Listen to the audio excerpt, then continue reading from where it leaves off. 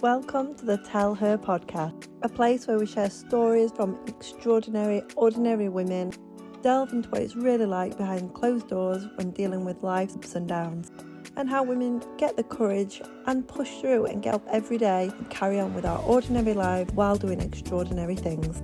I'm your host, Sharni Knighton, and I cannot wait for you to meet some of the incredible women that I get to meet through my work as a hair loss specialist. So welcome to the Tell Her podcast. It is a podcast about extraordinary women who seemingly have ordinary lives, or the other way around, ordinary lives doing extraordinary things. And I'm here with Ashely, who is the founder of Little Lady Locks. So for our listeners, do you want to tell us a little bit about yourself, like your background and what you do now, basically? Yes, hi everyone. So I am the founder of a children's charity called Little Lady Locks, and I haven't always been the founder. I do this alongside my job, and I work in the hair extension and hair loss services. Yeah. But yeah, thank you for having me on today. I'm really honoured to be a part of this. And yes, sorry, what was the question? So I think what I found really interesting, so I came to your charity ball that you do every year. Mm-hmm. It was amazing, by the way. Thank you. Like so inspirational. And I think, again, what we were just talking about, it really humanised the people that you help. Mm-hmm. And it's like, it's not just something that you see online. There are real people who you make a real difference to. So when I heard your story, I just felt that humanising you as well and letting people know about who you are and why you do what you do would help them understand like your journey, and hopefully we can get some like more donations or sponsorships. And I'd like to have a working relationship. We just spoke earlier. I'd like to be able to get my business to a point where every sale that we have of a wig, we can donate a percentage. Oh, that would and be if incredible. we had, even if we had like 5 people doing that, that would be amazing, wouldn't it? We could help so many little girls. So do you want to tell us a little bit about how you ended up starting the charity? Yes, and of if course. It was planned or... So my life looked a lot different back in 2018. I was with a guy at the time who was very successful, was traveling the world, and I just set up my hair extension and hair loss salon. Yeah. So life was very, very, very fast paced, and I was loving life, to be honest. And one weekend, my partner was working away, and I got a terrible phone call saying that my salon was on fire. Oh my God. It was not long after the launch of it. And I'd put all my life savings into it. Like my brother was coming down from Manchester because the salon was in Leeds. And my brother was coming down every weekend helping me. And I drove at midnight to obviously see what the damage has caused. My partner at the time was away on holiday. And everything that I'd like worked on for the last 6 months was just in ashes. Wow. I wasn't insured because the shutters were left up. It was like the insurance was invalidated. So all my life savings literally was there. It's like your worst nightmare. Yeah, God. And then the week after, me and my partner split up at the time. Without going into too much details, he left me for someone else. So literally within a week, I lost my business. My partner of 7 years, I had to move back to Manchester from Leeds. All my clients was in Leeds, so everything was literally just wiped. Felt like a rug had been pulled from underneath my feet. Yeah. And I was literally at rock bottom. Now, a few weeks before the fire, a parent had reached out to me, Laura, who had a little girl called Isabel, and she said, I've been seeing all the hair loss that you've done online. It's amazing. Please, please, please, can you help my daughter? She's got alopecia. So I was a little bit hesitant to work on children just because, you think kind of, are they going to pull the hair systems off? Can they maintain it? And after the fire, she reached out again and said, are we still okay to come in for the consultation? So I explained what had happened and just said, I'm back in Manchester, but I'll drive to you for the consultation, because she was in despair, and she kind of was like begging me for help, saying she's not leaving the house. She don't want to go to school. I'm really, really desperate for your help, and you're the only person that's going to help me, that I've offered you help. So I reached out to a salon. and just said, do you mind me coming doing the consultation there? Like, I didn't want to, you know, as you know, like I didn't want to go to a house and stuff. Yeah. I still wanted to keep that level of professionalism. So, yeah, so she come and I helped her, and I'll get emotional. It just really like healed me at that time. Yeah. And just helping someone without any kind of monetary value or not wanting anything back.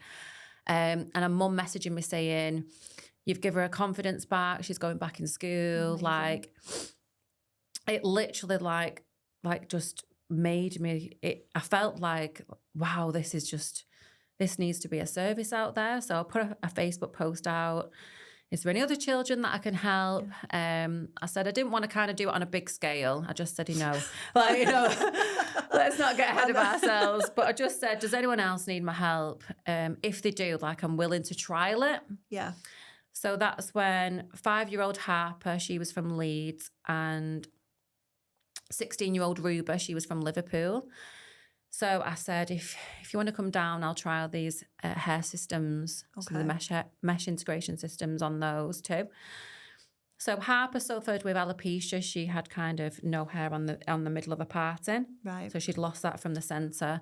And then Ruba, she had a mutant gene disorder. So that means that her hair never grew on top of her head from when she was born. Trialed it on those two for 6 months, just making sure, the maintenance was all correct and everything. And the results was just incredible. Harper's hair grew back. I'm not in any way saying that mesh integration makes your hair grow back, but, whether that was always going to happen or whether that was just because she didn't have to think about a hair loss anymore. Probably. Then we got on the BBC News in 2019. Amazing. Yeah. So they covered us. And since then, I was just kind of doing this, like maybe 2-3 children a week, or, 5 children a month, like 5 children a month. Like, as you know, like you can't really predict at the start, like, No. The referrals. But after being on the news, more people kept coming forward.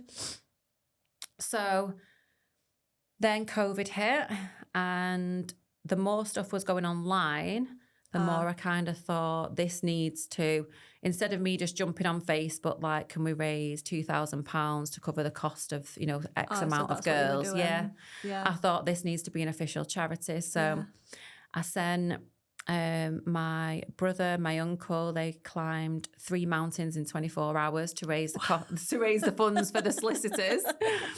So they raised an incredible amount just to get the charity registered. And in 2021, we was officially registered with the Charity Commission of England and Wales. Incredible.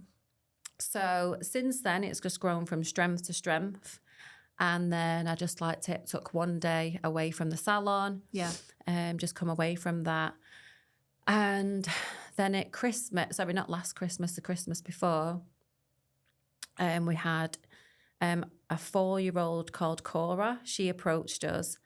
And sorry, am I waffling too much? So, I was just thinking, so tiny, and you did so much so quickly as well. It's clear that the service were needed. Yeah. And somebody needed to step in. But I think working with children, like you have to be a special kind of person to be able to do that. Yeah. 1, because of the emotional side of it, and 2, because it's difficult for some adults to take care of hair loss systems. Yes, exactly. Mind, like some children, especially like really young. So I think it's incredible, especially like. I think what I learned was it's the parents, because I raised Deacon, who was my ex's son. Yeah.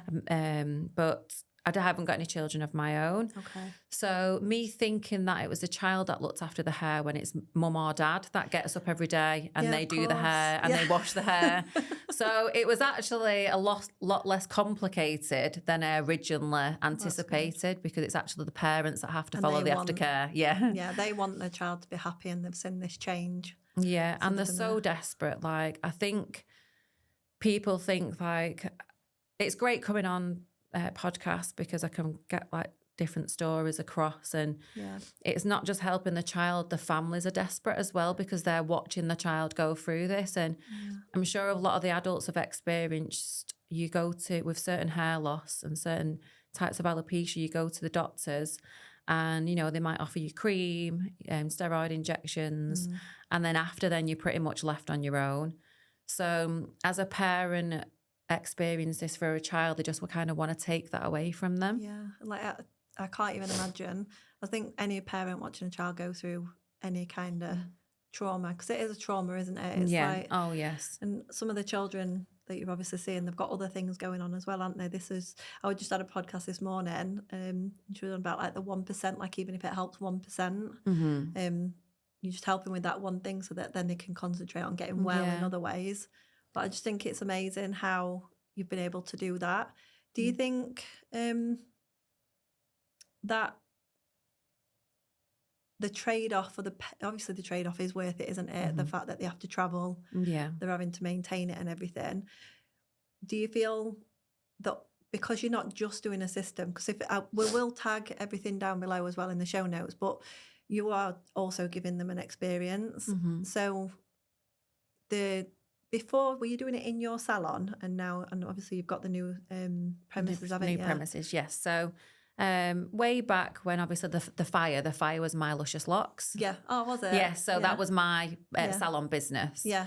So then when I moved back to Manchester after the fire, I set up a salon. I worked in another lady's salon for a year, and then I set up my Luscious Locks in Manchester. Oh, okay. So then I had because that was my hometown, I had people saying, "Oh, I'll come and do nails. I'll come and do hairdressing. Can I rent a chair off you?" That's good. So then it was getting confusing because people was then thinking my Luscious Locks was me, but they wanted to book in for nails. So if they were searching my Luscious Locks, there was like me just with my hair loss and my hair extensions. So I had to then kind of separate from my Luscious Locks and be Ashely Marie Hair. Okay.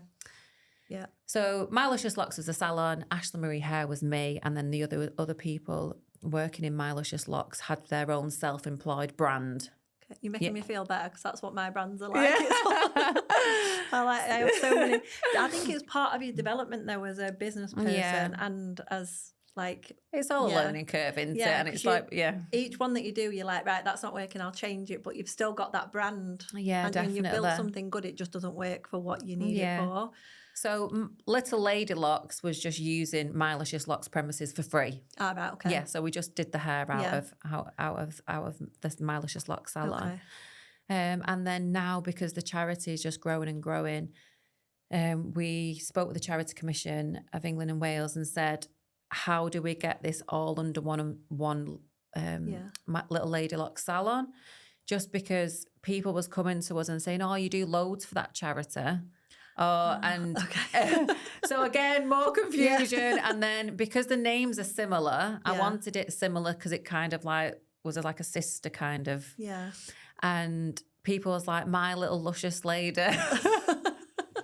Just combining the two names. And I was like, oh, this is just getting super, super confusing. So super confusing. So spoke with the Charity Commission and basically said, how can I make this into the Little Lady Locks salon? Okay. And they said, if the employees pay the charity rent to work there, so they donate. Okay. So instead of paying me. Yeah. Which to some of the listeners might think, why would you do that? But after COVID. Right. Everyone started making outhouses in the garden. Everyone started working from home. Everyone was kind of thinking, why am I going to go and pay a salon when I can now do this? Because they realise that the business come to them. Yeah, and it massively changed the industry anyway. Yeah. I feel like it changed that sense of community within the industry as well. Yeah. So people were going it alone. Yeah, so for salon owners, that kind of had a massive impact. And I thought running that third business wasn't actually financially beneficial for me because it was just paying the salon bills. Yeah. So if then they donated to the charity, then it was just paying for the charity premises. So it was win-win for the charity. So, and it's the first, to my knowledge, I can't say for definite, but it's the first ever charity that's ever done that, got a salon, based that are donating to work. It's trying to see the bigger picture, isn't it? Yeah, and not getting stuck just because something's kind of working. Say it's covering itself and it's doing okay, but you could see the bigger picture. And it was so hard to try and build 3 brands. Like building a brand in itself is such hard work. And anyone out there, you know, who has got a small business, especially if you're just starting, like it takes years and years and it's so deflating, like trying to keep up with everything, isn't it? Like the social media platforms, the now podcasts. It's a lot for us. So, you know, I will just keep going, guys. It is really hard work, but you will get there. So My Luscious Locks, people didn't want to come and work for My Luscious Locks because it was just a name where businesses come to work from. Yeah. Whereas I thought Little Lady Locks, if the staff are donating to the charity, like that's just such a like a welcoming and heartwarming place to work, knowing that they know that the money is going somewhere. Yes, like for a greater good. So it's amazing. They become part of your community, don't they? And they feel like they're doing good, and all your money going into bills and tax and stuff. Sometimes it can be deflating for the hairdresser. Yeah, definitely. We don't realise how much we have to spend. Yes. Just to open up for the day. So yeah, I can see how that would really change things for them as well. Which is amazing. So did you stay in that smaller premises for a couple of years? Yes. So we stayed in there. We was there 6 years. All right, okay. And at Christmas we decided to do like not Christmas just gone, the one before. We decided to do like a John Lewis style advert because we had a little girl in Cora. And she said all she wanted for Christmas was hair. Oh. And I thought this is like so powerful. I was like, if you know, anyone with children listening, imagine your child only said to you that they didn't want any presents whatsoever. They just wanted hair like you, mummy. And I thought, wow, this like speaks volumes. So my client at the time, she was a single Laura, and she said, we could film it in my house. I've got a little girl. You know, if Cora's happy being filmed, we could do it in her. And Laura, she actually did like a version of Mariah Carey's All I Want for Christmas. So we did like a really slow version that's on YouTube, and then we put it on Instagram, and it hit like over 300,000 views. Wow! Yeah. But again, with views becomes more awareness and more referrals. So last March, it was nearly 12 months ago. Again, I had a big kind of hit rock bottom moment. Okay. So the first breakup, and then obviously I got with my second ex, and I was with him for 5 years after I moved back to Manchester, and I split up with him, and then all the new referrals started coming in thick and fast. Yeah. And I think there's so much pressure. I'm like, sure, God's like, you know, testing me. But I find that putting my heart and soul into the charity kind of makes me realise that these guys and these problems are just so minute when you're working with children who they don't know whether the hair's going to come back with alopecia. They're suffering with such severe mental health, and also with the cancer aspect, they're fighting for their life. So, you know, you're thinking, you know, if a boy wants to mistreat me, you know, then, you know, there's bigger problems in the world. So, yes, we nearly went under last March, Little Lady Locks, because the new referrals got that big. I went to a business and they was like, you need £10,000 in a month. And I was like, well, how the hell do I get £10,000 in a month? Wow, yeah. So on average, I'm really, like, obviously as a charity, all our accounts and everything's online. Like I'm really transparent. Like we used to get in around 2,000-3,000 a month, and that's just salons doing fundraisers, people doing bake sales.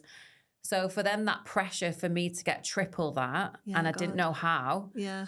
I just went online, and it's still actually on there online, and it's just basically me just chatting to the audience and just saying, we're going to go under. Like, I don't know how to do this without you guys. I spoke with like a professional, and they said, you need bigger premises because bigger premises give you bigger opportunities to get more income, like volunteers coming in.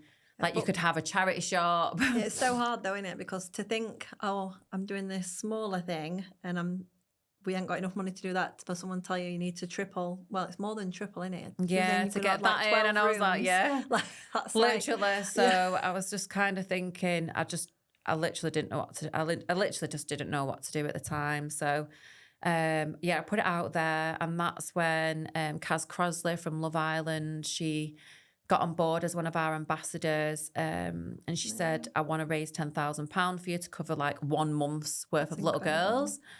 How did she approach you then? Did you know her through somebody, or did she just reach out? So we had a relationship with her.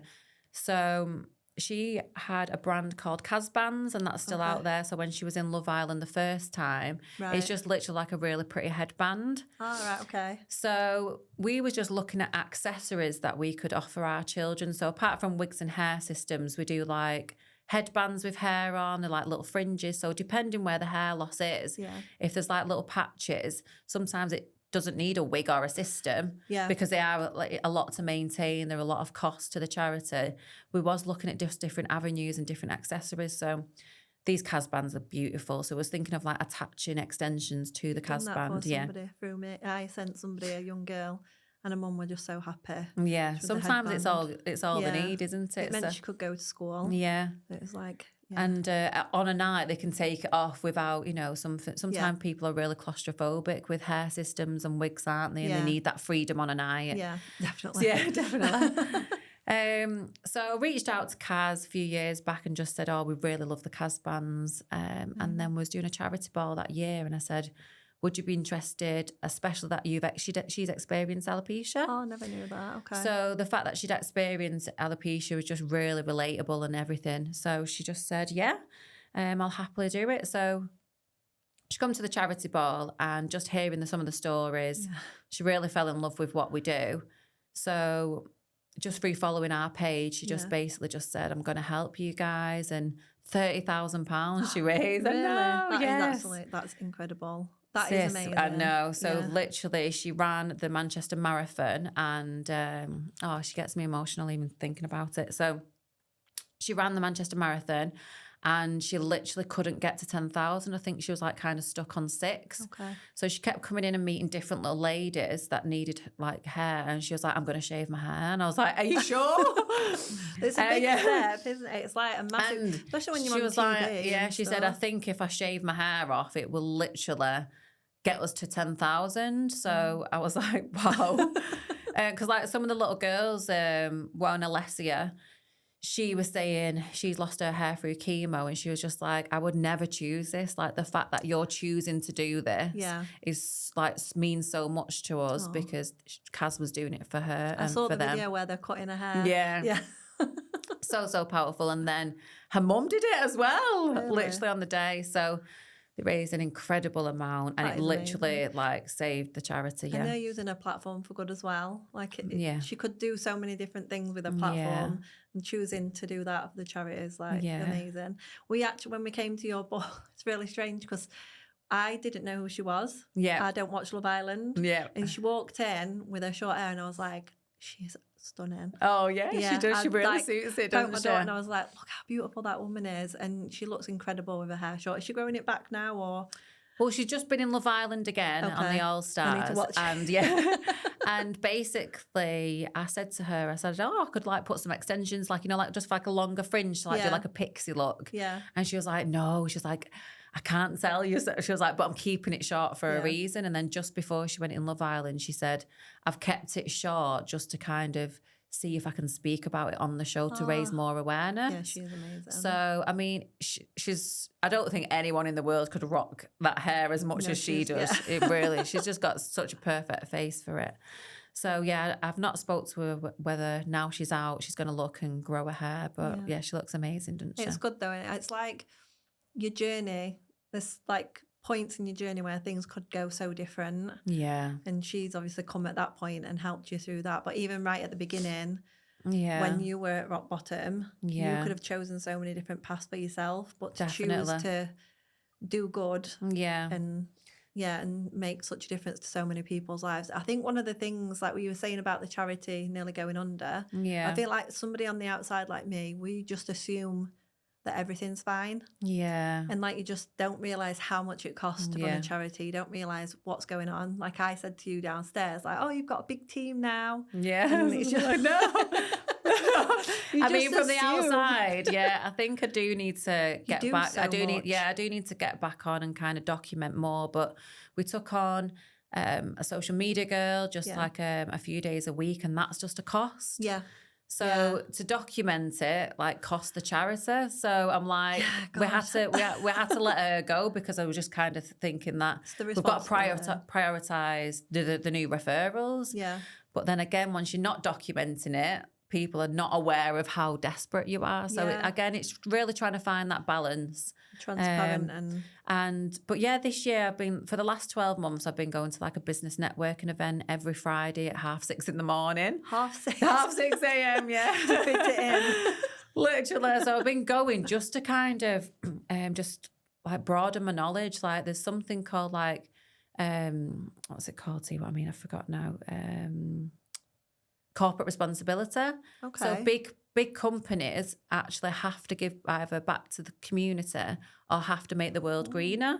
Okay. So I've never been aware of this. I'm literally going online like, please, can people like help? Like, can you sign up £5 a month or £25 a month? And there's these big businesses that, you know, will kind of help you, but it's getting your foot in the door. Like I've spent endless hours emailing them with no reply. Yeah. So, you know, if anyone is out there that does know of a company that isn't supporting a charity and could introduce me, like all I ask for is like an hour meeting with them, just to kind of get your foot in the door, because they probably get dozens a week, if not hundreds, from charities asking for help. But I think I suppose it's just trying to find that connection, isn't it? And something. Yeah. But like you were saying earlier, it's about awareness and brand awareness and stuff like that, and letting people know that you're there. But that is amazing, the corporate responsibility. Cause if we can get that help, yeah. And I read a book not long. No, was it a book or a course? And she was saying there's never any less money in the world. It's just in different hands. Oh so that's such a powerful statement. It's so true, though, isn't it? It's like even after COVID, there's no less money in the world. Yeah. It's just different people have got it in the pocket. So you've just got to try and take your percentage of that money and try and put that to good use. So if we can get hold of some, everybody let us know. But I'll definitely let anybody know that I know, because I think it's an amazing charity. And I think even just on a smaller scale, like, you know, if people was doing kind of like a walk, like even a walk with the children to try and get them out more, you know, like everyone's on the phone since COVID, isn't it? Like we're going to do like a march in March. So that's good. like we didn't want to kind of put like 1 mile or 5K. So it's just kind of getting people out there. And my friend really inspired me, Kim and Lola, her little girl. And they just walked around Heaton Park, which is a big park in Manchester. Yeah. And just wore pink and wore our branding. And just did it to spread awareness. And like they raised enough money for a wig. But, you know, even if you don't hit the £500 mark, even if you raise £50, like towards. Is that how much it costs per wig then? For £500, yes. Okay. And what does that include? So all the hair is donated. Yeah. But we kind of are getting a little bit desperate on the hair side because not many people are growing the hair out long. Ah, okay. So we accept a minimum of 7 inches. Yeah. So they're kind of doing fringes, bangs, and we're now doing little lad locks. That's new for 2025. But as you're probably aware, most young girls, they have like shoulder length or long hair. Yeah. So it's just getting them longer length hair. So that's when we've kind of reached out now to the hair extension industry and saying, if you want to recycle any new or used hair extensions, we can recycle them now. So that's what I do. I've got like a glass long cylinder. Oh, wow. And basically just fill it up, and then I go through. Well, I had that much last time, but I didn't have time to sort it. I think I sent it to you girls and they just sorted it out at the other end. But every little bit counts, doesn't it? Of course, yes. And with extensions, you know, if you imagine kind of a 16-inch hair extension, which might feel to any hair extension girls out there, that kind of like your shorter length, isn't it? Yeah. But that is kind of even more than double of what, you know, 7 you know, for the 7 inches that's usually getting donated in natural hair. So we're just kind of encourage anyone who's willing to cut the hair off, the natural hair, just try and get it, you know, possibly over 10 inches or more. Okay. And yes, and then any hair extensions, new and used, as long as it's 100% human hair, we accept it. Yeah, so can it be coloured and stuff like that? Yes, coloured, bleach, even the funky colours, because there's, you know, East Asian hair that's obviously naturally dark, we can just colour the hair. So what's the process once somebody has donated something and it comes to you? What does that look like? So like It's a long from process. from the outside, you know, it looks like it's just going to like kind of just go through like this little factory. But no, at the minute it's just put into kind of storages in lengths, colours. And then when we get a new referral in, so Paisley, who's she's kind of helps with the new referral, she's in 3 days a week. She will then go to the colour boxes and we need kind of like 300 grams of hair in that length and colour. Right. So if it's in the extensions, the cuticle's already removed. Okay, yeah. If it's natural hair, the cuticle has to be stripped. So we send that to a company down in London and they send that off for the cuticle to be stripped. That's even a cost in itself, isn't it? Yeah, it's £80 per 100 grams. So is it better for it to be extensions or? It's better for it to be extensions. The natural hair can be used on our headbands. Okay. We just literally can't, because the cuticles aren't going back on themselves. So whereas a wig, they kind of cause like a kind of friction, and then it's like kind of see someone's hair growing. Yes, during the day. Yeah. So yes, we accept both natural and hair extensions. Amazing. So going right back to the beginning, this is something that I was thinking about, because I know becoming I had a hair salon like yourself, and then became a hair loss specialist, and it completely changed my life, as in who I am as a person. Oh yeah, like massively. I think we always talk about like, I've done this for this person, but they've done so much for me. Literally changed my view on life, what's important. Yeah, 100%. And I think that resonates with what I said earlier about going back to whenever something's going on in your life, you kind of just feel so grateful to be in the position where you are, you know, sat on your own podcast, you know, like helping these people, but it just really grounds you. And I think I do people's headings, like, say I'm stuck in traffic, and there's been an accident, and just now think, well, at least I could have been 5 minutes earlier, and I could have been in an accident, and there's poor people in it. You just see things so differently. It's not like, oh my God, this has happened to me. Just think something really bad's happening to somebody else. Like, just got to have some gratitude. How do you?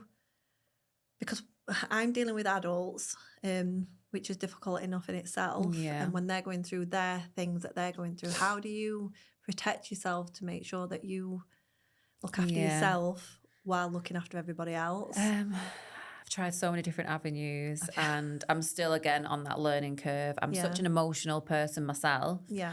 And I started going to Reiki, and she kind of tried to trying to just explain that you kind of have to like just put yourself in kind of like a bubble. Because she just was like, you're already helping them, so whatever's going on in their life, like medically, like their diagnosis, like you can't do anything about that. No. So a lot of it was taking it home, and she was like, you are doing as much as you possibly can, which is enough. So kind of take that home and kind of let that resonate with you, rather than thinking about stuff that's out of your control. So that really helped me. Splitting the process up, because originally I was doing the new referral phone call. Okay. So that point is one of the hardest, because the parents are so desperate. You know, they're very, very upset.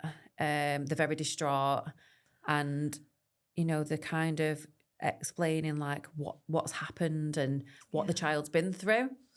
So then when they come in for consultation, you have all that build up, and you have all that emotion already of what this little person's been through and what this family's been through. I suppose during that, sorry to interrupt. It's all right. That first phone call, you might be the first person that they've spoke to fully about what they're going through, because they'll have to, I think this when I meet my mums who are going through treatment, like they never really let anybody know what it feels like or how they feel, the anger or all the other bits that they're experiencing. So because you're somebody they've never met before, they're probably offloading a lot at that point. Definitely. So it is a lot, isn't it? I mean, it's probably really good for them, because they'll be able to breathe that little bit easier afterwards, because they're like, I've got it off my chest. But then you're carrying that, aren't you? So you've got to of course. So then going through the telephone consultation, and then going through the face-to-face consultation, and then doing the fitting, it was just getting very, very overwhelming for me. I can imagine. I think like kind of just in your everyday life, I just becoming like very, very emotional, you know, like and kind of getting upset all the time, just thinking like it's really unfair. Like, why are they going through this? Yeah, and like, I can imagine. So now we've kind of split it up into 3 sections. So there's like a 3-point like contact, and I mainly just have like all the case study in writing. Okay. And then when I do the fitting, I kind of know all the medical history, and I've seen what the hair looked like before, and I think just reading it and having that still version kind of protects me a little bit from meeting them face to face and when they see the new hair, because that in itself is so emotional. Even watching the videos, I was showing my mum yesterday, and within literally a second she was crying. Yeah, it's and really she was like, you need to send me, I need to watch all of them. They are like, it's like she'll just be sat bawling all night. But it is it's such important work, and it they'll remember it forever, won't they, that moment. And the environment that you've created for them is literally turning a really big negative into a positive experience, isn't it? It's like, I just think it's incredible. Thank you. It's but I think with the new premises, I wanted to kind of get the community behind me to kind of have an experience where it's something like, because when they was coming into my luscious locks, I'm a very girly girl, and I had all pink flowers, and they loved it. They was like, oh. So I thought I kind of wanted to kind of elaborate on that. So straight away they're coming into an environment that kind of feels fun and kind of like a Disneyland kind of feel to it. So, you know, if you're coming into kind of, I mean, I love the salons out there. I mean, I love this vibe, you know, like the greens, and I even love like the more clinical looks. Yeah. But I thought for children, especially when they're coming in seeing adults that they don't know. Yes. And especially into an environment that they've not been in before, I kind of gone down that road to try and get it as more child friendly as possible, and that's what we're really getting across. A lot of them, like you said, they'll be going in and out of hospital. That's very clinical, isn't it? Lots of adults again that they don't know, and touching and prodding them and things like that. To be able to come somewhere does look like a fairy princess land. It's it's amazing. Would you say how many children? Do you know how many children you've managed to help? At the charity ball, it was just over 500. That's incredible. But that could be including like hats, headbands. But that's not hair, sister. And been going since 2018. And then now it could get to the point where it's 20 a month. But that could be to the point where we're posting a wig out. Yeah. Which is not what ideal. That's not what I want the Little Lady Locks experience to be. And part of this year's goals is kind of having a salon network where they can come and get the wigs from other hair loss specialists. Okay. They can come and get a consultation. Yeah. But again, that's something where, you know, it's just more time. Yeah. So someone like me said, do you do hair systems in there as well for little girls, or is it all just wigs? As in the premises? As in Little Lady Locks, is that just wigs, headbands? No, so I fit systems in there. Oh, right, I didn't realise that. So I think I just focus on the wigs when I'm watching your videos. So say somebody like me, could I say come once a month and donate my time? Yes, of course. Yeah, of course. Yeah, and create a network that way. Your place of work could be like a Little Lady Locks like pop-up, because the kids in Doncaster, some parents, you know, can't afford train fare, you know, as sad as it sounds. And they, instead of opting for a system, they might opt for another service like a wig. Yeah. But a hair loss system might be better. Yeah. That'd be amazing. So a lot of it as well is kind of that original consultation, because again, like the busier we get, I'm so scared of approaching hospitals and GPs, because when everything's coming back to me, I'm like, there's only so many hours in the day. You've only got so many hands, haven't you? Like that's so. Especially if there's already hair loss specialists, and you know, like if I had a me in every town or every city, that'd be really where I'm going towards this year, just to kind of help children in their own city, so it's not as much of an inconvenience. I think that'd be amazing. Yeah, definitely. I think it's something that like the community, the industry is lacking is community. Yeah. I feel like so many people are pitched against each other when really we should be collaborating so that we can help more people. Like, I massively believe in collaboration. Yeah. I feel that there's no competition out there because we're all completely different people. So we all align with different clients. Yeah. So we should be there. And if we're like, we can't, like, I don't let anybody travel more than 2 hours because I don't believe that they need to. Yeah. They can get my service off somebody else in their town that's going to reduce stress to them. Oh, yeah. So I like to have a big community, but I feel like if we had a community on this side, like the charity side as well, that would really, really bring a lot of us together. Oh, yes, because definitely. like you were saying before, after COVID, everyone became self-employed, taking care of themselves. Everyone wants to be a CEO or an entrepreneur, you know, everyone wants that big status and I think a lot of us feel like deflated just going working for someone else. And I think, like you're saying, so many people have so many qualities and we've got so much to give different that together we could make a massive impact and like, help each other out. And the lack of community within the industry, I think it makes people lonely. Yeah. And hairdressers are social beings. If you're working in your, if you kitted your garage out or like you say, a hut in the back garden, I feel like you do need something. You need something bigger than yourself to be able to feel like you are doing more. Definitely. I feel like that'd be it. I mean, I'd definitely get involved with that. And I know loads of the people I know would.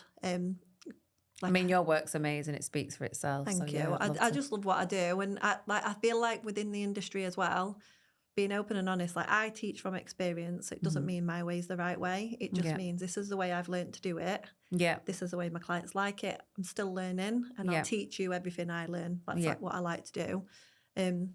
Because like we've all got different qualities. Yes, like 100%. Yeah, and what somebody else does, my client might not like it, but that's why they go to them. Yeah. And vice or the other way around. So yeah, just feel like it's lacking, and I feel like it could be something that not only benefits the charity and the children, but I think it would benefit the hairdresser. Yes, it's like that's a really really nice way of putting it. Yeah, it's a two-way street, isn't it? It's like I was saying, we were just saying, it changed your life. Yeah, putting other people first, and it's changed my life, meeting the people that I meet, and I feel like we could help change more together. And I think as well, like people would obviously have the option, you know, it might be like, oh, all as I can fit in my schedule is just one child every 2 months or one child a month. So it doesn't mean that, you know, you've got a kind of that huge commitment. Yeah, huge commitment. It could be on any scale. But yeah, I'm definitely for 2025, that's my goal now, is just to try and, like you're saying, I feel awful when people are traveling far. You know, they won't know that. I mean, I feel like for you, because what you offer is so incredible and niche, that it is worth the journey for them, because especially when they're young, because these are years where they're finding out who they are and they're like really building the confidence and stuff, aren't they? I feel they can't really get it anywhere else.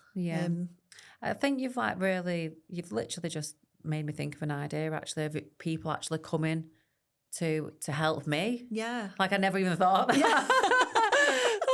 Just sparked an idea, and I was like, that's genius.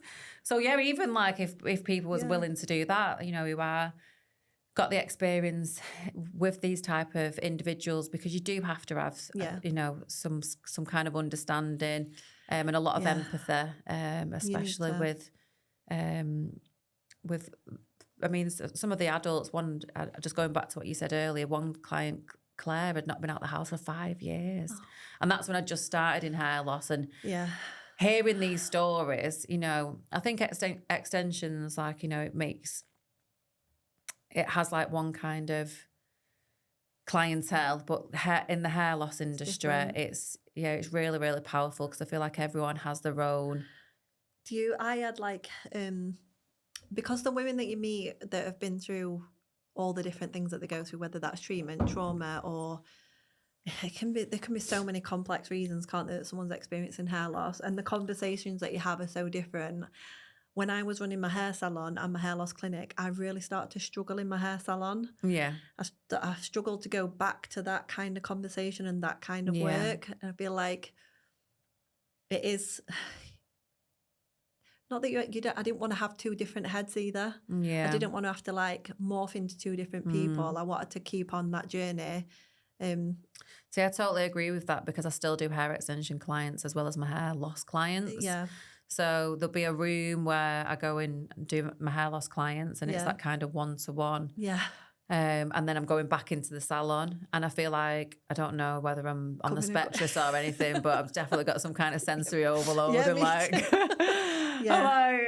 the doorbell's going, someone else is talking, the hairdryer's on, and I'm like, oh, I'm not used to this. Yeah, that's literally what I was like. I had to just, after COVID, one of the girls that had worked for me for 13 years, I was like, do you want the salon?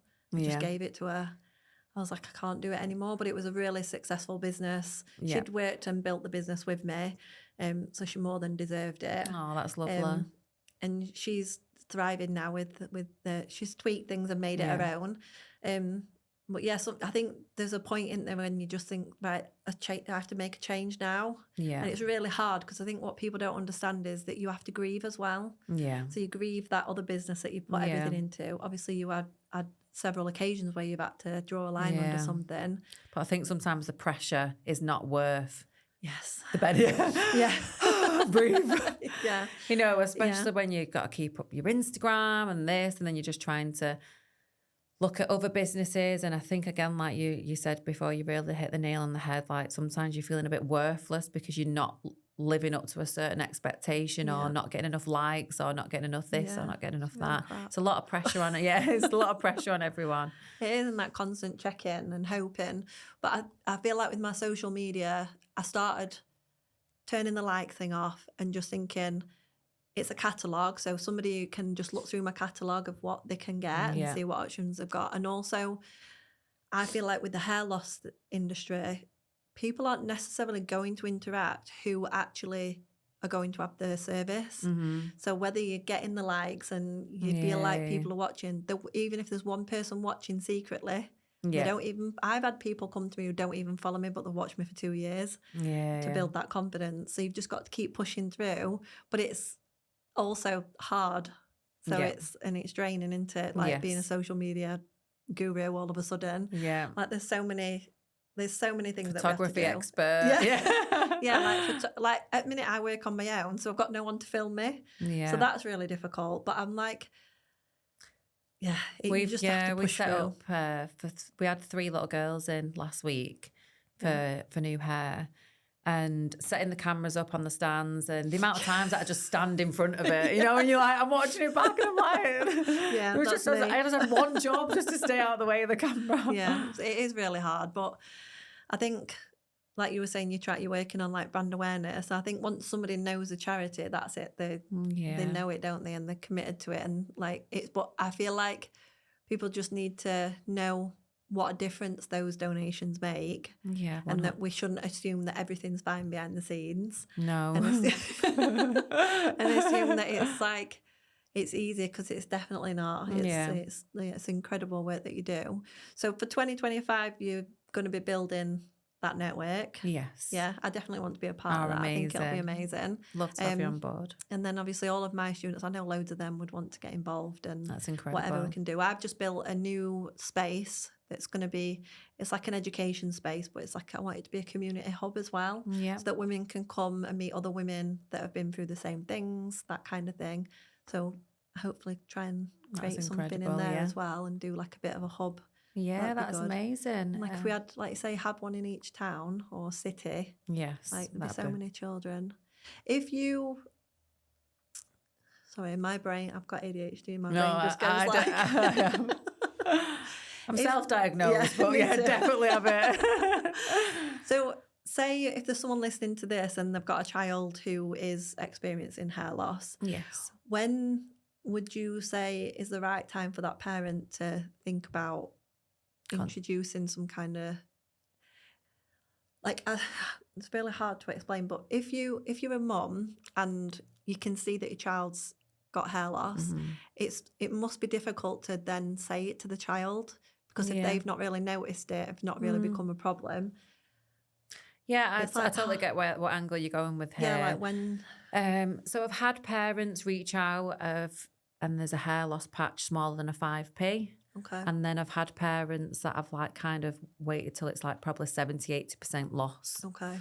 So each case is different, and it just depends on how you are as a person. If you're projecting that stress, where if you keep looking at it, I feel like you're going to project that stress onto the child even without knowing. Yeah. So rather than just trying to wait, anything's worse, just ring us. Like, the Paisley's there Tuesday, Wednesday and Thursday. So she can answer that anytime then. Yeah. But yeah, get in contact with us. We'll always give our advice. Obviously, I would contact the GP first. We're not medical experts, so we can't give any medical advice. We can just give our opinions of what we've seen in the past. But the main thing that I would say is go online, look on your hair growth foods, try and get them as much into the child's diet. Okay. Again, just looking at has anything changed around school. And as much as possible, try not to kind of draw attention it to the child. So I think checking every day, they're going to be thinking, because there's so many different doctors out there that have give so many different opinions and on alopecia. As a charity, what I want to do eventually, if we can get these businesses behind us, is fund actual research into it, because incredible. I think in the medical world, hair is just kind of seen as cosmetic. Yeah. Now, my point, seeing these children and witnessing them firsthand, it's more the mental health aspects. Yeah, like I feel like, even with an adult, it is. Yeah. So I can't imagine, like, with a child. What I don't understand, I don't know if you've experienced this with, like, the people that you see, is where the doctor sees it as cosmetic, but the hair is telling you something. Yeah. So I don't understand how they would ignore such a big symptom. Yeah. When it's clearly there's telling inflammation us something. There's definitely. But yeah, they just kind of. I mean, I don't want to kind of say anything that's could be put out of context, but basically, a lot of the medical experts out there are just kind of just saying, "Oh, you must have been stressed." Yeah. It's autoimmune, you're stressed. Yeah. And then when you've got children as young as 3 and 4, they have no stress. No. They shouldn't anyway, should they, at 3 and 4? So, I think eventually we do want to kind of do some funding into medical research into that. I think it definitely lacks. And even just getting it out there that, I think even after 18, like we cover free hair loss services under 18, but I feel like I think it should be all ages. We just don't have the capacity or the funds to cover adults. I think just... Do you get any, like, help through, like... No government funding, nothing from the NHS. It is like me going to these networking and business networking. It is broadening my knowledge of looking down different avenues. But what about, like, the lottery or anything like that? So we're applying for the national lottery to cover the cost of the rent and the utility on our new premises. That'd be amazing if that came through. Yeah, so we're looking to get that covered. And we've actually got the mayor, our mayor opening, doing like an official opening next week, just because even people in Failsworth in Manchester, some people don't know we're there. Wow. Because, like, for example, I think it's like £600 for Royal Mail to include a leaflet in your local. Is it? It's a good few £100. I was shocked anyway. I think at the minute that's like one wig. Yeah, so you've got to choose where that money's going, haven't you? And as well, if you're doing more awareness, you might get more referrals. So at the minute, we're just trying to find our feet with the balance. I was just going to say that, like, with some of my stuff in my business, I find that I'm always really torn, because I know that when I do the big push, I'm going to get the big stress at the back end of it. So you must have that. Like, push and pull all the time. For the last, I think it's 6 or 7 weeks, I'd say 95% of the children that we help don't want to be filmed or photographed. Yeah. Which is understandable. I'm sure you have some of your adult clients that don't want to be on film. The other 5% are on TikTok. They want to be filmed. They want to travel to come and have the big reveal. Enjoying it. So thankfully for platforms like social media that is now making children be happy being filmed and comfortable being filmed, we can get that exposure and that awareness out there. For the last, I think it's been 7 weeks now that we've not had any that have been happy being filmed. But last week the 3 that come in was all happy being filmed. Yeah. All at once. Yeah. So yeah, so I mean, some is me stood in front of the camera and. So yeah, I've got to edit them on the way back. Yeah, so you never stop. Well, I was going to download the editing app on my computer because I was just doing it on my phone, but it literally takes me hours to edit one video. Well. Yeah. Yeah. Do you get like cramp? Yeah. Yeah. Cramp everything. I know a really good editing software. Do you? Yeah, I'll tell you. It's called Descript. Oh, is so, it? Yeah, it's really. I'll show you it. But cause that's what I edit all my education stuff on. Oh, right. And it's loads easier. So I just use CapCut at the minute. Yeah, so I use CapCut on my phone. Right. Okay. And then when I've got like a big piece of content, you put it into. This will be on podcast, but I'll take it. Yeah. You basically like put it into, and it'll do a lot of the work for you. Wow. So I'll show you that. When that's amazing. Yeah, but it's I suppose like help what. Well, mind you, I was just going to say like, could you get someone in to help you do that? But it either costs you, or you're like me, and we're so precious about what we do. It's really hard to relinquish that to somebody. And I think once you have that kind of experience with that client or that child, you kind of, you know as well what kind of points of like important to put in it. Whereas I think someone else watching it, they don't really see. Do you see? Yes. You must understand. I do understand. And they do a great job of editing, but they don't get the crucial points in. Yeah. That you think, right, no, that needs to go in there. And I think because I'm thinking about, and you'll be the same, what it will mean to the person watching it who's having that same experience at home. Yeah. So definitely. it is hard to let go. And then you have a time limit. Yes. So that just kind of just throws a spanner in the works. It is hard, and it's I know that you've like basically pushed through, and I can just see it growing from strength to strength. But if we can like us as a community can do anything to help, then help that grow. It's I'd like to say I'd love to be a part of that, and I think loads of other people would as well. But I think we do just assume that everything's hunky dory. Yeah, I think I remember last year. I don't know if you've seen, but I was doing the news one with my hairbrush. Oh, yeah. So I'm really like kind of. I really absorb what people say. So a lot of people kept saying to me, I can't go on your page. It's just too emotional. Right. They kept just saying, oh, I'll just go on there and cry. Yeah. So I kept thinking, I thought I just kind of want to bring some of the salon, side of it out. We are all human. I'm not this kind of, I think when you get like a founder title, like I think sometimes people can see it as kind of like a corporate, but I'm just daft and being silly, in the salon. And I think as well, getting that side across to parents as well, it's a little bit more like they kind of know me before they come and see me. Yeah. I am only human, and so I think as well that just giving like weekly updates on what's happening in the salon. Yeah.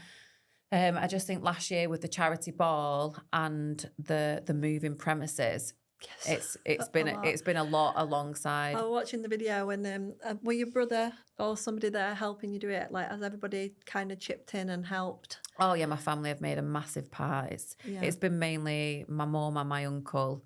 Yeah.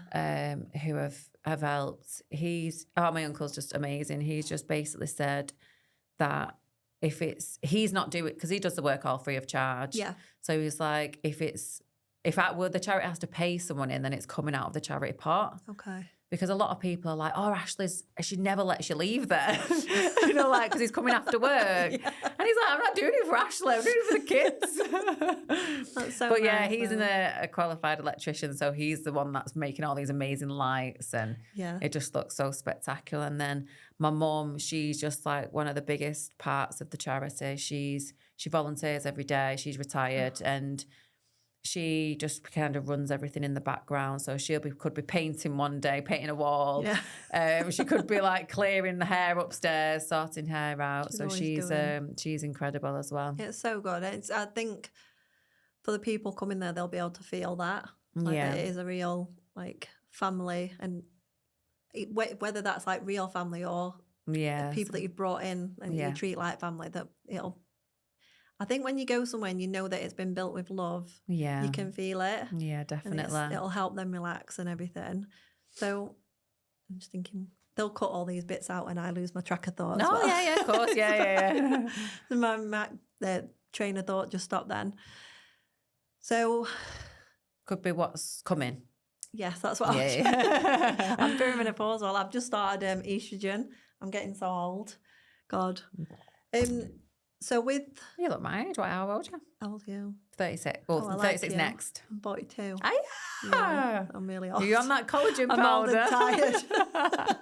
A bit of filler. Oh, yeah. I started the baby Botox in my 20s, I think. Probably that's helped. But then a bit of fillers all sorted me out. But I had my children really young. I had my son at 17. So he's like 23. And my daughter 21. And she's 19. So I feel like I looked older then. Right, yeah. I feel like, because they're grown up, I get a little bit more time to myself now. But yeah, that's good. I like My it. mum had me at 16. But yeah, I've always wanted children. With David, my ex, the second trauma. We was actually trying. We actually obviously don't put this in there, but yeah, he was struggling kind of on his side. Was actually, I think, gonna end up looking down IVF route. But yeah, that was a probably blessing in disguise, because then we split up, and I thought, oh, it could have been a lot worse. Yeah, could have been a baby involved. Make sure they take that out. Yeah. Say that at the end as well. So with your plans, obviously for 2025, you want to build this big community of hairdressers. When you told me downstairs that you've got 12 rooms, what will they be used for? Because that just blows my mind. Yes. Like 12 rooms. Yes. Even having like... Well, to be honest, you touched on it a little bit with what you're doing at your place, like your space. Yes. So we're going to have it's the front of the building that's going to have the hair salon, the reveal room. There's a wig room that people can donate the wigs to. Amazing. So that's like a recycle wig and hair extension room. So you can come in if you can't afford a brand new wig or brand new extensions. You can come in and buy them. Amazing. Then we've got the barbers there as well, because we're doing little lad locks. We've just done our first little lad down south. That's been a success. I watched that video. Yeah, so that's going to come for 2025. So we've got a blue room in all the pinkness. Oh. Yes. And then after the front section, so that's going to be obviously locked down for safeguarding issues, like kind of fob in and out kind of. And then the back's going to be open up to the public. So the building that we've took over was an old school. Yeah, so it's huge. Yeah, so there was already a cafe in there kind of set up. So we're going to have a cafe which we're going to hold coffee mornings, like community-based workshops.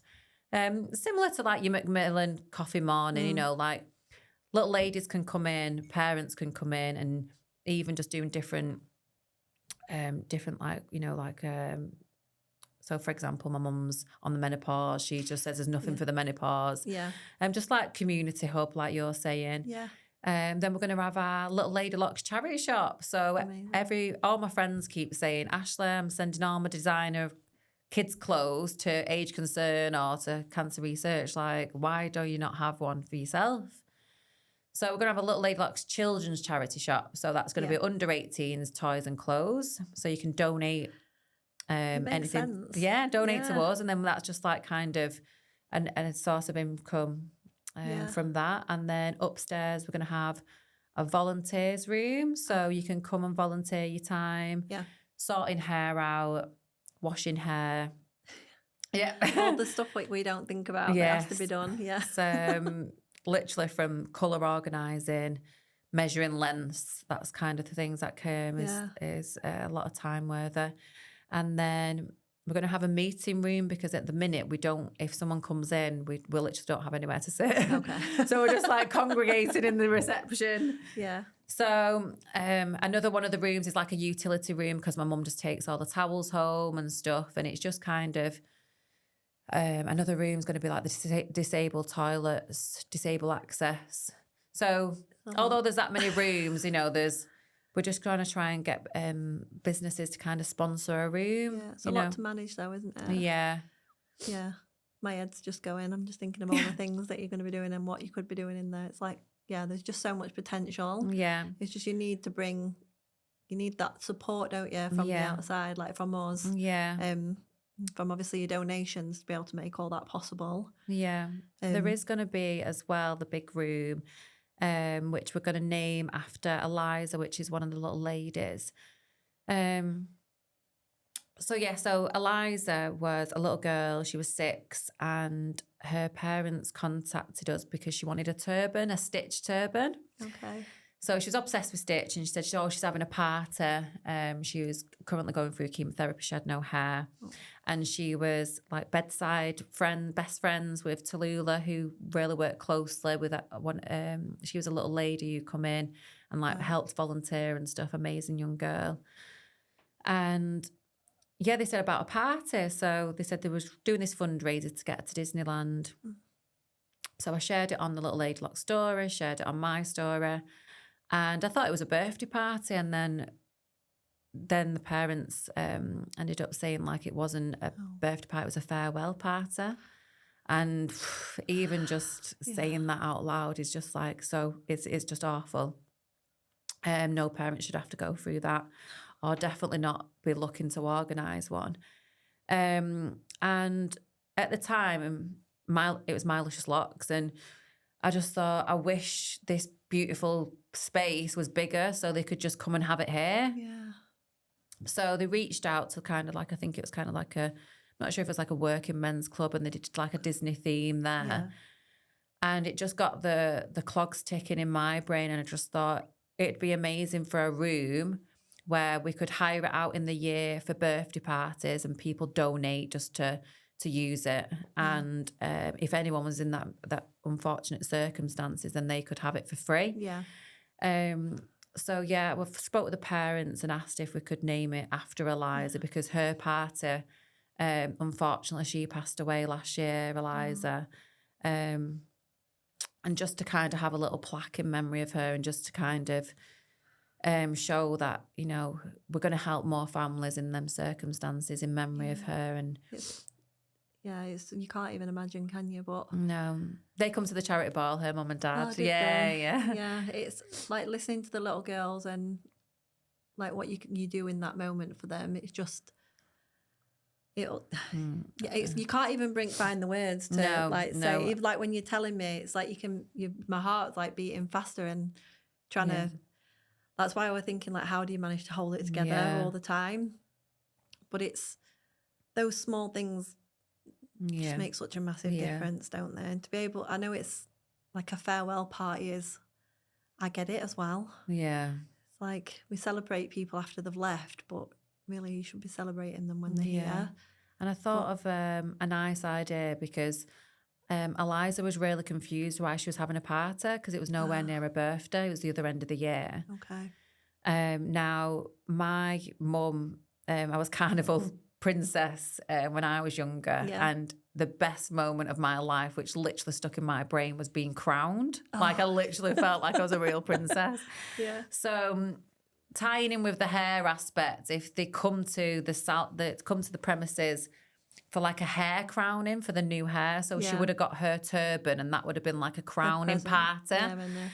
So I thought that was a really nice way of kind of, making it kind of a little bit more understanding for the child, so they're not aware of anything else and you don't really think about it what's going on in there. Because she kept asking me, why it's not my birthday, why am I having a party, and that broke my heart in itself. I keep finding I'm completely lost for words, because I'm just thinking it's I know it's not very good for a podcast being lost for words, but But yeah, I'm sure the listeners are just exactly going through the exact same thing. And I think that's the reason when people are looking online and seeing, why I'm doing things the way that I am at the new premises, is because seeing these little girls, they walk into this building and the worries that, they're going through, whether it's the mental pressure of alopecia or the life-threatening issues from cancer, they walk in there and they forget them. Yeah. Constantly, they just feel at ease, and that's what I'm trying to build, and that's what, hopefully we as a community can offer them. I definitely think they will. I think, I keep saying it, but I think you do an incredible job. I think it's amazing. I think you deserve all the help, and you thank deserve you. it to be a success. And I just know that even seeing adults go through it, like what a difference it will make to those children. We just need to bring in them donations, don't we? Yes. Like we need, as a community, need to be helping you and doing all that. So I am really grateful. Oh, yeah. Like I feel like I've got so many questions as well. It's really hard, right? Because I was talking about this earlier.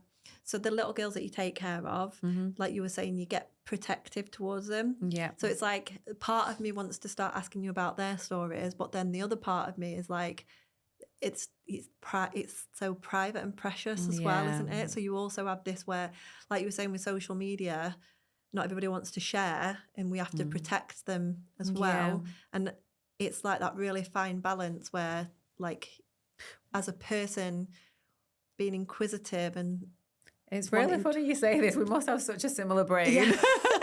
It's so funny you said this. Just looking at it from a different angle, because I feel like now everyone's likes the story, likes to just be educated about it. Yes. So knowing the case study. Yeah. So we're actually starting this now. So obviously with the parents that are happy, they might not want the child to be on film with the reveal or the new hair, but just me and Paisley, sitting down, just talking through each case study and what details they're happy being shared. Yeah. Just a bit of behind the scenes of what kind of children we're helping. Yeah. So that's the new. That's literally the new content that we're coming up with now. Just because, again, if we've not got that reveal, people keep seeing these wigs, but the wigs don't come to life. It's not So whereas we've seen like a case study of like an age and a bit of a background, and even if the parents are happy, like back images of the hair loss, and just kind of connecting with our audience of what type of children and what type of conditions that we are actually helping every single week, and with their support. Just like spreading that awareness, connecting the community, but protecting the person actually sat in the chair. This is a bit off topic with children, but I do feel like in the industry, the ethics get lost sometimes along the way when they're in the search for the likes and they're speaking about the person in the client or person in the chair as if they're not there. Yeah. And I'm really not comfortable with it. Like I don't really show before and afters on my page. Just because I do have some clients, like you say, who will want me to, because they're like, no, I really want to share and I want to thingy, but that protective instinct just kicks in. I totally get that. Yeah. But at the same time, we need to educate. Yeah. So I feel like the case studies are really, really, really good way of doing it. If we get the right content and the right information, I think it'll just be really just as powerful. Yeah, I do. Yeah. You don't need to see somebody's like physical suffering to understand it, and you don't need. And I feel like, and I don't know if you get this in your line of work as well with the children, but I don't feel like all reveals are smiles. Yeah. No, like even the ones that we did this week, that the parents were saying, one parent said like that she's currently just going through like an autism diagnosis. So she's not expressional at all. Yeah. So she was like, don't worry if she doesn't smile when she sees it. Like she's literally been counting down every single day, for the, Yeah. So I was like, it's absolutely no pressure. Like, and we always say like, we kind of really try and stress to the parents, like, the footage is there online. If in a week's time she wants it removed, then of course we'll remove it. But you have just got to realise that some of the reels have it millions of views as well. So once it's out there, it is out there. Yeah. And I get that from an adult perspective, because we haven't been brought up with all these cameras in our faces. So we're totally from a total different era. And I think me being 35, I'm on both ends. Yeah. Yes. And I think like my mum, we've just recently been on holiday, and she was just like, do not film me in any circumstance. Like, do you get what I mean? So it's hard. You look like you're on holiday on your own. It's hard, and it's hard to adjust, because then my 10-year-old niece, she wants to be filmed everything that she does. Yeah. So it's kind of adjusting and moving with the time. So I totally get it from your angle. Yeah. that sometimes you don't want to put that pressure even asking them. Yeah, do exactly. you, like, I think someone just wants to be comfortable coming into an appointment and just thinking it's just me and you. Yeah. And no one even knows I'm there. Like Myra, one of my clients, she's like, I don't tell anyone I've got a hair system. I don't want anyone to know I've got a hair system.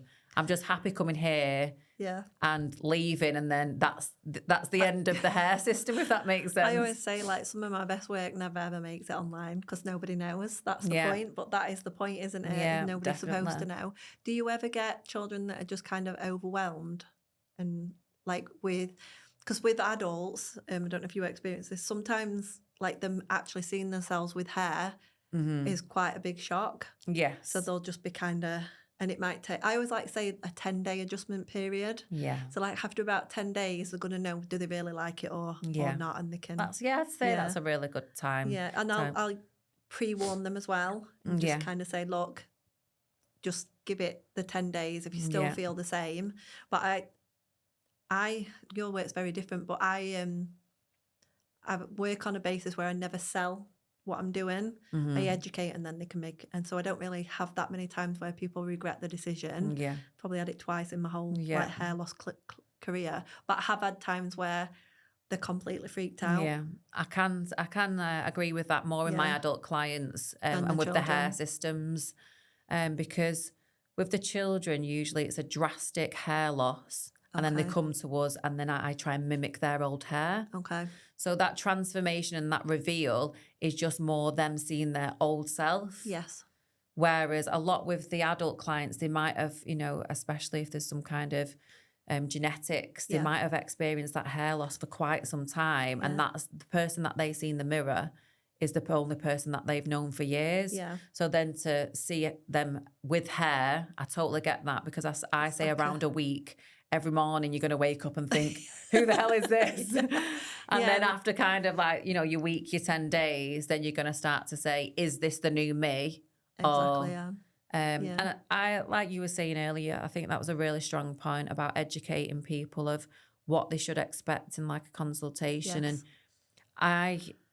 And when I was teaching, I used to always say to my students, like, give them the worst. So the worst possible outcome as well, because if you tell them everything, so if you tell them everything that they could probably hate, rather than you saying, oh my God, it's going to be amazing, you're going to love it, it's going to be the best thing that you've ever done. Yeah. If you, like for one example, I've had someone come in for a consultation and they're like, is it going to look like a wig? Is it going to look like a wig? And you're like, it is basically a wig, sewn onto your hair. It's going to be custom made. Yeah. So it's going to not be as, if you're just going to pick one up off the shelf. And we try and make it look as most realistic with colour and cutting. But if you're that worried about looking at it and thinking it's a wig, then you're probably not right for the hair system. Yeah, exactly. So I always like trying to explain that it's an optical illusion. Yeah. Its job is to make people not second glance. Yeah. And that's its job. If somebody gets really close, they're going to see that it's a system. Of course, And just be like as open and honest about all of it. Like you are going to get movement. Yeah. All of the things that we see online obviously look beautiful because it's day one. Yeah, of course. But the truth is on day 7, day 14, 6 weeks in, it's going to look completely different. And it's a massive teamwork effort.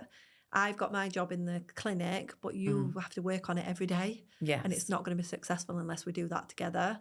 So I'm like you, because I feel like if you give somebody, like you're doing it with the parents, because they're the ones obviously doing the maintenance, but if you just say, just do this, but don't say what will happen if they don't.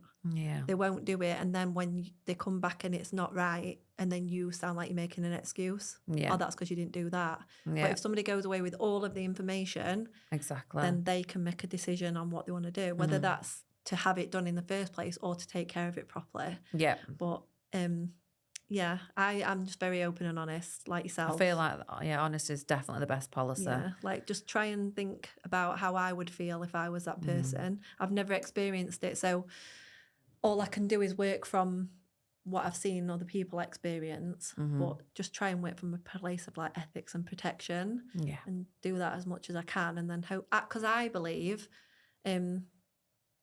that working that way, I'll have a business for a long time and it'll be successful and it'll be a steady business. I feel like when all you're thinking about is booking the client in, you'll make a lot of money really quickly, but I don't think people will hang around. Yeah. No, I totally agree with that. Yes. People in desperation will say yes to anything. Yeah. Because they're desperate. But eventually they won't realise they're being mistreated or missold or that kind of thing. And eventually they'll just teeter off anyway, and they'll find somebody else who can offer both the skill and I always said it as well, like, you know, if you see anything that you don't think's perfect, just point it out because they're going to go home and the husband or the mum is going to be like, that is not right. So at least if you're just open and honest with what you see or you feel. Yeah. I mean, I remember right in the beginning, I'd be so concentrating on doing something, then I'd look up and it'd be sound like this. You're like, I've just got to resew it all again. And then take it off, start again. But whereas a lot of people, never let them leave. Whereas some people might think, oh, they might not notice. My clients notice, honestly. I have the best clients. And they're not afraid to tell me anything. Yeah. And I think that brutal feedback is just them showing you that you make them feel comfortable. Yeah, exactly. And I think that's a real positive that you need to take on board. That if someone's happy. Yeah, it's good. It's all good. Yeah. I suppose that's another thing with children. They're brutally honest as well, aren't they? Oh, yeah. Yes, yeah. So and that's why you should see me on the fitting days. Like, it's just, I get so much pressure and work up. Yeah, like, just think I can really pick up on vibes, I just think, I know if I show them and they don't like it. Yeah. But I always, again, like we just said earlier, we just try and get that initial, them being comfortable that if there is anything that they want to change, then they can. Yeah, and the parents, obviously, they trust you as well. Yeah. And they're happy and grateful. So it is incredible. I feel like we've spoke about so much, but I feel like I could just keep talking as well. Because there's just so much, there's so much in your future that I'm just excited for you about. It's amazing. I am really grateful for your time today as well. I know you've got such a busy schedule and coming out, and obviously you've come here on the train and everything. But I'm hoping that the people that are listening and the community and stuff can really start to donate more and get behind you, and hopefully, like we say, donate our time as well. So everything is on our website, littleladylocks.com. So whether that's you want to give hair, that's hair extensions or human hair, whether you want to give anything monetary value. So we do monthly subscriptions or one-off subscriptions. That's good. You can donate as little as £1 a month, £5 a month, as much as you could afford. Or as well, your time is just as important as any of the above. So if you wanted to come down and help out, you can contact us about that as well. Yeah, and then people do little charity things for you as well, don't they? Like, say, running marathons, all that kind of stuff. They can do that through there. Yeah, and even if you wanted to we've had one college and they did a blow drying marathon. That's so all the students, and it was £10 a blow dry, and it was just all models, and it really helped them because they had different, hair lengths, textures, because they need their experience in the blow drying. And then they did a fund, and then all the money went to us, so that was incredible. Yeah, that's amazing. I will link everything down in the show, and I keep doing this it's okay. I'm really an expressionate person, so I will link everything so that everyone can get in contact with you. And then I would really like to do some kind of fundraising as well. That'd so be incredible. I'll start that around when we launch this podcast. But it's been amazing. Thank you so much for having me. And thank you for coming. It's been amazing. I feel like we'll still keep talking. But thank you everyone for listening. And yes, just get in contact if you have any questions about anything. And last but not least is if you just spread the awareness about what we do, because there might be a little girl or a little boy out there that needs our help, and it's free to anyone, anywhere in the UK. All you just need to do is get in contact. Amazing. Thank you.